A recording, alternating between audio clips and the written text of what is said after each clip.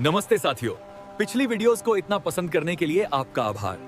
आपकी डिमांड पर इस बार का वीडियो लंबा बनाया है, तो इस वीडियो को अब शेयर करने की जिम्मेदारी आपकी है, क्योंकि इस एक ही वीडियो से आपके बुद्ध धर्म से रिलेटेड सभी टॉपिक इजीली कवर हो जाएंगे। तो चलो अब वीडियो देखो और लास्ट में अपनी फीडबैक कमेंट में जरूर बता के जाना। धन्यवाद। क्या आपने कभी सोचा है, एक राजकुमार जिसने सब कुछ छोड़ा, राज, वैभव, सुख सुविधाएं, और निकला उस सवाल का जवाब ढूंढने जिसका जवाब आज भी इंसान तलाश रहा है, दुख क्यों है? वो राजकुमार थे सिद्धार्थ गौतम, जो आगे चलकर बने भगवान बुद्ध, जिनकी सोच ने न केवल भारत बल्कि पूरी दुनिया की दिशा बदल दी। इस वीडियो में हम आपको ले चलेंगे उस दौर में जहां से शुरू हुई थी एक आध्यात्मिक क्रांति, जहां से निकला था मध्य मार्ग, जो आज भी जीवन के हर मोड़ पर हमें राह दिखाता है। तैयार रहिए, क्योंकि अगली कुछ ही पलों में आप स्वयं बुद्ध के युग में पहुंचने वाले हैं। ओम मणि पद्मे हूँ, ओम मणि पद्मे हूँ, ओम मणि पद्मे हूँ, ओम मणि पद्मे हूँ। कहानी शुरू होती है लुम्बिनी नामक एक छोटे से बाग में, जहां महारानी माया देवी अपने मायके जा रही थीं। वहीं एक शांत सुबह लगभग 563 ईसा पूर्व सिद्धार्थ गौतम का जन्म हुआ। कहा जाता है जैसे ही उनका जन्म हुआ, धरती पर एक अद्भुत प्रकाश फैल गया, मानो प्रकृति खुद कह रही हो, आज कोई असाधारण आत्मा आई है। मैं हूँ राजा शुद्धोधन। ये पल मेरे लिए गर्व का है, क्योंकि शाक्य वंश को एक उत्तराधिकारी मिल गया है। लेकिन शायद किसी को पता नहीं था कि ये बालक एक दिन राजा नहीं बल्कि धर्म का मार्गदर्शक बनेगा। सिद्धार्थ बड़े हुए तो उनका हृदय करुणा से भर गया। उन्होंने देखा कोई बूढ़ा है, कोई बीमार है, कोई मर रहा है, और एक साधु जो सब छोड़कर शांति में लीन है। यही 4 दृश्य बन गए उनके जीवन का मोड़। इन 4 दृश्यों को कहा जाता है 4 दृष्टियां, 4 साइट्स। इन्हीं ने सिद्धार्थ को संसार के दुख का बोध कराया। ये संसार तो दुखों से भरा है, मगर ये दुखों का कारण क्या है? एक रात 29 वर्ष की आयु में जब पूरा राजमहल सो रहा था, सिद्धार्थ अपने रथ पर सवार हुए और पीछे छोड़ दिया राज सुख, वैभव, यहां तक कि अपने पुत्र राहुल और पत्नी यशोधरा को भी। उस क्षण उन्होंने सिर्फ एक निर्णय लिया, सत्य की खोज। वो क्षण था गृह त्याग का। इस घटना को ही महाभिनिष्क्रमण कहते हैं, जो आगे चलकर पूरी मानवता के लिए ज्ञान का आरंभ बन गया। गृह त्याग के बाद सिद्धार्थ ने अपना जीवन पूरी तरह सत्य की खोज में समर्पित कर दिया। उन्होंने सबसे पहले कई आचार्यों से ज्ञान प्राप्त करने की कोशिश की, जैसे आलार कालाम और उद्रक रामपुत्र, पर उन्हें महसूस हुआ कि केवल विद्या से सत्य नहीं मिलता। इसके बाद उन्होंने अपनाया कठोर तपस्या का मार्ग। वर्षों तक उन्होंने अन्न जल तक त्याग दिया, यहाँ तक कि शरीर अस्थियों का ढांचा बन गया। लेकिन फिर उन्होंने समझा, अत्यधिक भोग और अत्यधिक त्याग, दोनों ही रास्ते अधूरे हैं। इसी अनुभव के बाद उन्होंने अपनाया मध्यम मार्ग, मिडिल पाथ, जो बौद्ध दर्शन का केंद्रीय सिद्धांत है। और फिर एक दिन वे पहुंचे उरुवेला नामक स्थान पर, जहां एक विशाल पीपल वृक्ष के नीचे उन्होंने ध्यान लगाया। वही स्थान आगे चलकर कहलाया बोध गया, और वही वृक्ष कहलाया बोधि वृक्ष। कई रातों तक ध्यान में लीन रहने के बाद 35 वर्ष की आयु में पूर्णिमा की रात सिद्धार्थ ने बोध प्राप्त किया। अब वे केवल सिद्धार्थ नहीं रहे, वे बन गए बुद्ध, अर्थात जागृत व्यक्ति। ज्ञान प्राप्ति के बाद बुद्ध ने जाना, जीवन का दुख केवल तब समाप्त हो सकता है जब इंसान अपने भीतर की आसक्ति यानी कि अटैचमेंट और अज्ञान यानी कि इग्नोरेंस को समाप्त कर दे। इसी से उत्पन्न हुई उनकी सबसे महान शिक्षा, 4 आर्य सत्य, 4 नोबल ट्रूथ्स। पहला सत्य है दुख, यानी जन्म, बुढ़ापा, रोग और मृत्यु सभी दुखों के रूप हैं। दूसरा है दुख के कारण का आर्य सत्य, यानी तृष्णा। तीसरा, दुख के निरोध का आर्य सत्य, यानी इच्छाओं के समाप्त होने पर दुख का अंत हो जाता है। चौथा है दुख निरोधगामिनी प्रतिपदा का आर्य सत्य, यानी दुख को समाप्त करने का मार्ग, जो अष्टांगिक मार्ग है। 8 फोल्ड पाथ, ये उन्होंने पहली बार सारनाथ में बताया था, जिसे कहा जाता है धर्म चक्र प्रवर्तन, turning of the wheel of dharma. Buddha ने कहा था, जैसे वीणा की तार न बहुत कसनी चाहिए न बहुत ढीली, वैसे ही जीवन में संतुलन जरूरी है।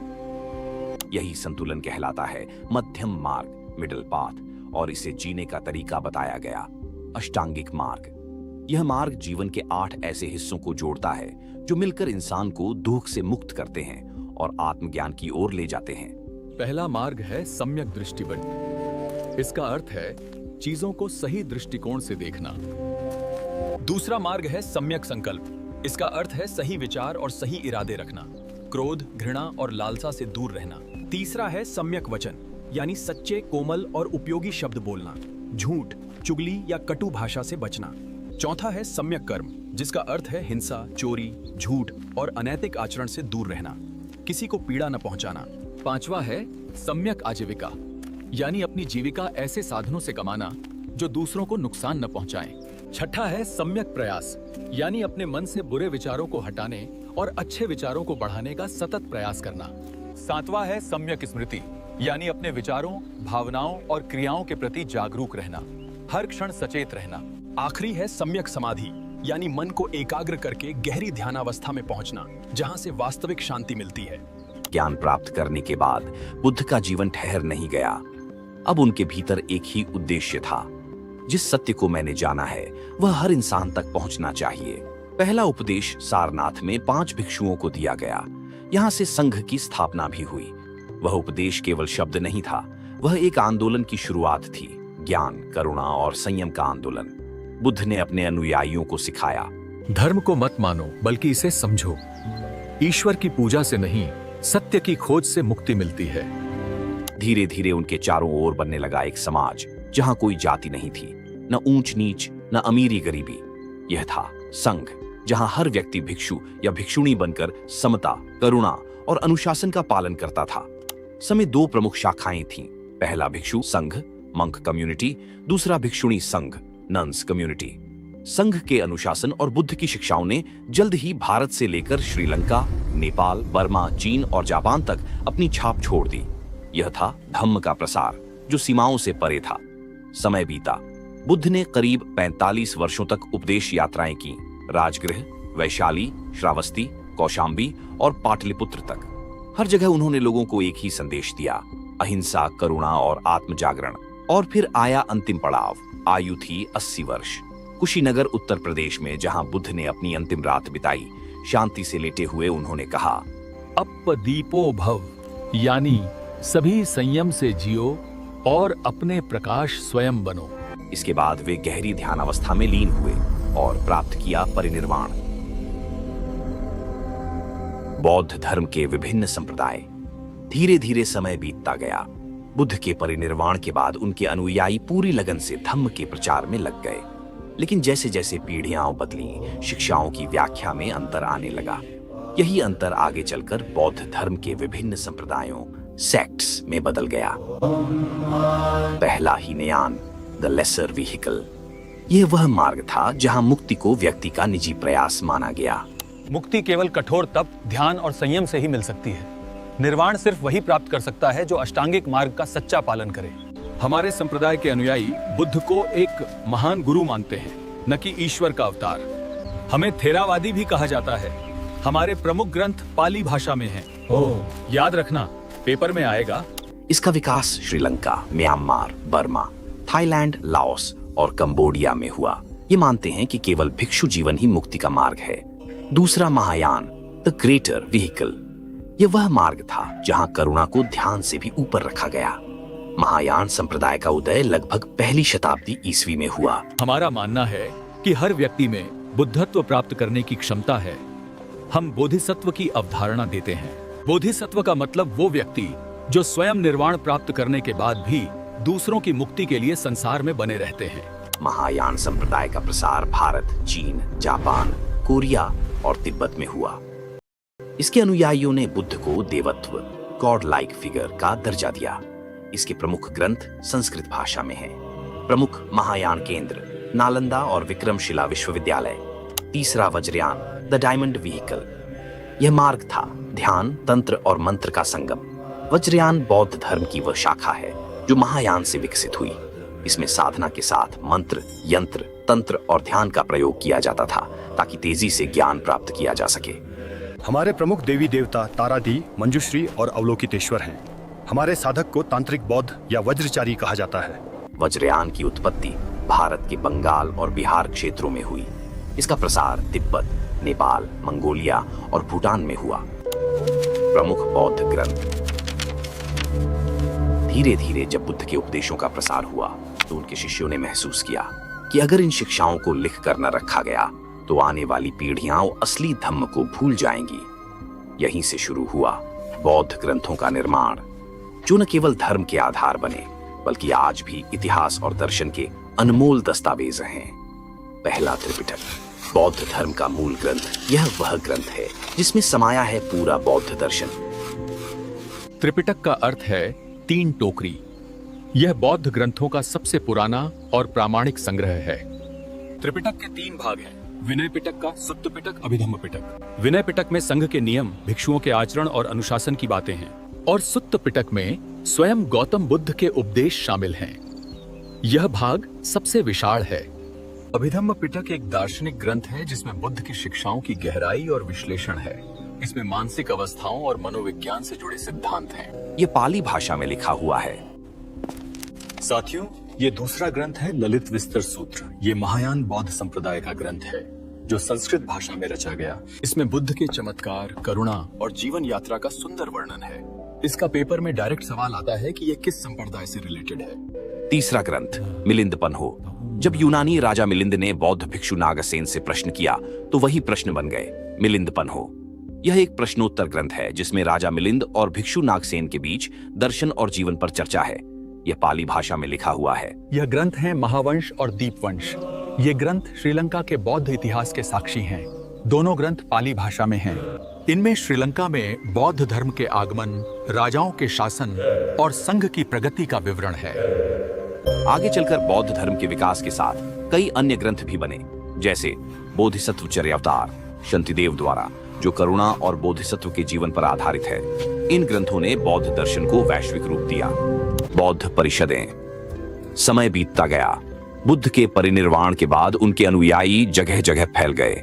धर्म का प्रसार तो हुआ, लेकिन शिक्षाओं की व्याख्या में मतभेद भी बढ़ने लगे। तभी यह महसूस हुआ कि अगर बुद्ध की वाणी को शुद्ध रूप में सुरक्षित रखना है तो एक सभा बुलानी होगी, और वहीं से शुरू हुई बौद्ध परिषदों की परंपरा। प्रथम बौद्ध परिषद। साथियों, मैं हूं महाकश्यप, इस पहली बौद्ध परिषद का अध्यक्ष। इस परिषद को संरक्षण राज्य अजातशत्रु ने दिया है। इस परिषद का मुख्य उद्देश्य बुद्ध के उपदेशों और अनुशासन यानी विनाया का संकलन करना है। साधु, यह परिषद 483 ईसा पूर्व में राजगृह की सप्तपर्णी गुफा में चल रही है। इसमें हम त्रिपिटक लिख रहे हैं। द्वितीय बौद्ध परिषद, सेकंड बुद्धिस्ट काउंसिल। साथियों, मैं हूं दूसरी परिषद का अध्यक्ष सभाकामी। हम हैं वैशाली में और यह समय है 383 ईसा पूर्व का। यह परिषद राजा कालाशोक के संरक्षण में हो रही है। इसका मुख्य उद्देश्य भिक्षुओं द्वारा अनुशासन भंग से उत्पन्न विवादों को सुलझाना है। परिणाम, संघ 2 भागों में बढ़ गया। पहला स्थिरवादीन, दूसरा महासांघिक। यहीं से बौद्ध धर्म में मतभेद शुरू हुए। तृतीय बौद्ध परिषद, थर्ड बुद्धिस्ट काउंसिल। यह वह समय था जब बौद्ध धर्म ने सीमाओं को पार किया। साथियों, मैं मोगलिपुत्तिस हूं। यह परिषद सम्राट अशोक के संरक्षण में 250 ईसा पूर्व में हो रही है। हम पाटलिपुत्र में हैं। इसका उद्देश्य संघ से विधर्मी तत्वों को हटाना और सच्चे धम्म का प्रचार करना है। परिणाम, अभिधम्म पिटक का संकलन। मिशनरियों को विदेश भेजा गया, श्रीलंका, म्यांमार, मिस्र, ग्रीस आदि। अशोक ने बौद्ध धर्म को विश्व धर्म बनाया। तीसरी परिषद में हीनयान परंपरा को स्थिर रूप मिला। चतुर्थ बौद्ध परिषद, फोर्थ बुद्धिस्ट काउंसिल। यह परिषद 2 जगह हुई, एक श्रीलंका में और एक कश्मीर में। पहली श्रीलंका समय लगभग पहली सदी, संरक्षक राजा वट्टगामिनी। कार्य, यहाँ पाली भाषा में त्रिपिटक का लिपिबद्ध रूप तैयार किया गया। साथियों, मैं वसुमित्र हूं। मैं कश्मीर में हूं। यहाँ राजा कनिष्क के संरक्षण में 4थी परिषद चल रही है। बौद्ध धर्म से संबंधित यूनेस्को के विरासत स्थल। सबसे पहला है बिहार में नालंदा महाविहार का पुरातात्विक स्थल। दूसरा है मध्य प्रदेश के सांची में बौद्ध स्मारक। तीसरा है बिहार में महाबोधि मंदिर परिसर। आखिरी है अजंता की गुफाएं, जो महाराष्ट्र के औरंगाबाद में है। पतन की शुरुआत, decline of Buddhism in India. सम्राट अशोक के बाद जो साम्राज्य खड़ा हुआ वह उतना बौद्ध विचारों के प्रति समर्पित नहीं रहा। राजनीति ने धर्म को पीछे छोड़ दिया और बौद्ध संघ की एकता टूटने लगी। पतन के कुछ मुख्य कारण हैं, जैसे बौद्ध संघों का भ्रष्टाचार, मठों में विलासिता का बढ़ना, भिक्षु ज्ञान के बजाय दान और संपत्ति में उलझने लगे। पतन का बड़ा कारण संघ का विभाजन भी था। विचारों की एकता खो गई थी। बौद्ध धर्म कई संप्रदायों में बांट गया, जैसे हीनयान, महायान, वज्रयान, थेरवाद आदि। हिंदू धर्म का पुनरुत्थान भी होने लगा था। गुप्त काल में वैदिक धर्म और भक्ति आंदोलन ने पूर्ण बल पकड़ा। बुद्ध को विष्णु का अवतार मान लिया गया, जिससे बौद्ध धर्म की स्वतंत्र पहचान कमजोर पड़ी। 12वीं शताब्दी में तुर्क आक्रमणों के दौरान नालंदा, विक्रमशिला और औदंतपुरी विश्वविद्यालय जला दिए गए। हजारों भिक्षु मारे गए और धर्म के ग्रंथ लुप्त हो गए। नालंदा विश्वविद्यालय को बख्तियार खिलजी 1193 ईस्वी ने जलाया था। बौद्ध धर्म 12वीं सदी के बाद भारत से लगभग विलुप्त हो गया। वो भूमि जहां बुद्ध ने ज्ञान पाया, वहीं उनके अनुयायी गायब हो गए। सिर्फ खंडर बचे और कुछ कहानियां। लेकिन इतिहास हमेशा पुनर्जन्म लेता है।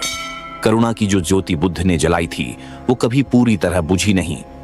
ब्रिटिश अधिकारी अलेक्जेंडर कनिंघम ने सांची, सारनाथ, बोध गया जैसे स्थलों की खुदाई करवाई। भारत ने फिर से बुद्ध के पद चिन्ह खोजे। डॉक्टर भीमराव अंबेडकर ने 1956 में नागपुर में लाखों अनुयायियों के साथ बौद्ध धर्म अपनाया। इसे नवयान आंदोलन कहा गया। उनका नारा था, मैं हिंदू के रूप में जन्मा पर हिंदू के रूप में मरूंगा नहीं। अंबेडकर ने 14 अक्टूबर 1956 को दीक्षा भूमि नागपुर में बौद्ध धर्म अपनाया। भारत ने एक बार फिर शांति का संदेशदाता राष्ट्र होने का सम्मान पाया है। 2011 की जनगणना के अनुसार भारत में लगभग 84 लाख बौद्ध अनुयायी हैं। इनमें से अधिकतर महाराष्ट्र, उत्तर प्रदेश और लद्दाख में रहते हैं। इतिहास ने बुद्ध के धर्म को कई बार मिटाने की कोशिश की, पर करुणा कभी नहीं मिटती। जब जब दुनिया हिंसा से थकती है, बुद्ध का संदेश फिर लौट आता है, अप्प दीपो भव, अपने भीतर की ज्योति बनो। आज भारत फिर उसी ज्योति को आगे बढ़ा रहा है और शायद यही पुनर्जन्म है बौद्ध धर्म का। तो साथियों, यह वीडियो आपको कैसा लगा? उम्मीद है यहाँ तक वीडियो देखा है तो दिलचस्प तो लगा होगा। अब जल्दी से एक अच्छा सा कमेंट कर दो और वीडियो को अपने मित्रों से शेयर कर दो। मिलते हैं अगली वीडियो में। धन्यवाद।